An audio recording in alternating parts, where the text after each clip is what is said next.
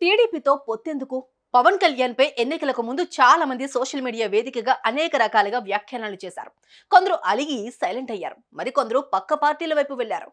TDP, బీజేపీతో పొత్తు కొన్ని వర్గాలను దూరం చేస్తుందని వారు కంగారు పడ్డారు. కానీ పవన్ అవేవీ పట్టించుకోలేదు. తాను పట్టిన పంతం వీడలేదు.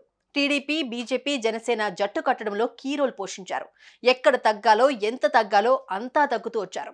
చివరకు వై నాట్ 175 అన్న వైసీపీకి హోరాహోరీ యుద్ధాన్నిచ్చారు.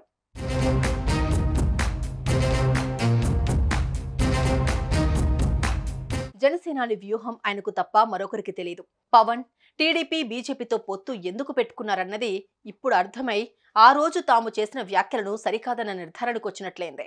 ఎందుకంటే ఇప్పుడు కాకపోతే మరెప్పుడు అనే నినాదంతో ఎన్నికలకు వెళ్లాలంటే టీడీపీ, బీజేపీతో పొత్తు అనివార్యమని పవన్ నమ్మారు. అందుకే ఎవరేమనుకున్నా సరే పెద్దగా పట్టించుకోలేదు.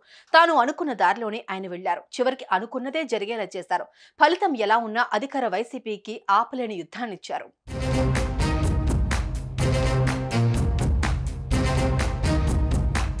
ఎన్నికలు ముగిసిన తర్వాత జరుగుతున్న పరిస్థితులను చూస్తే మాత్రం అందరికీ అర్థమయ్యే ఉంటుంది. వైసీపీ నేతలను ఎలా కట్టడి చేయగలిగారో ఆయన తన వ్యూహం ద్వారా చెప్పకనే చెప్పారు. ప్రచారం, భారీ బహిరంగ సభలలో పవన్ ఫాలోయింగ్, అధికార పార్టీపై ఎలక్షనీరింగ్ లో చంద్రబాబు, కేంద్రంలో బీజేపీ, ఇలా అన్ని విషయాల్లో పైచేయి సాధించినట్లే కనపడుతోంది. కొందరి నేతలను కేంద్ర సాయంతో కీలకమైన చోట్ల కట్టడి చేయగలిగారంటే అది బీజేపీతో పొత్తుతోనే సాధ్యమైందన్నది వాస్తవం. జగన్ను ఈ ఎన్నికల్లో ఎదుర్కొనాలంటే ఒంటరి పోరు సరిపోదు అని ఆయన ఎప్పుడూ అంచనాకొచ్చారు.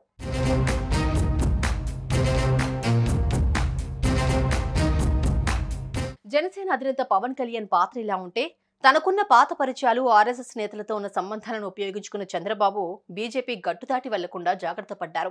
గెలవాలంటే పోలింగ్ సక్రమంగా జరగాలి. అది తమకు అనుకూలంగా మారాలి. అందుకోసమే ఆయన ఎవరెన్నన్నా పెద్దగా పట్టించుకోలేదు. తాను అనుకున్నట్లుగానే ముందుకు వెళ్లారు. అలా వెళ్లిన చంద్రబాబుతో కొంత ఆలస్యమైన బీజేపీ నేతలు కలిసొచ్చారు. దీంతో రాష్ట్రంలో అధికార యంత్రాంగం కూడా ఆయన చేతి కిందకు వచ్చినట్లయింది. అధికార పార్టీని కాదని అనేక చోట్ల అధికారులు విపక్ష కూటమికి అండగా నిలిచారన్న వార్తలు వస్తున్నాయి. దీనికి కారణం పవన్, బాబుల స్ట్రాటజీగా చెప్పక తప్పదు. అలా చంద్రబాబు జైలులో ఉన్న సమయం నుండి ఇరు పార్టీలు ఎక్కడా నిరుత్సాహంలోకి వెళ్లకుండా ఒక పద్ధతి ప్రకారం నరుక్కుంటూ వచ్చారు. చివరకు తాను అనుకున్నది సాధించగలిగారు.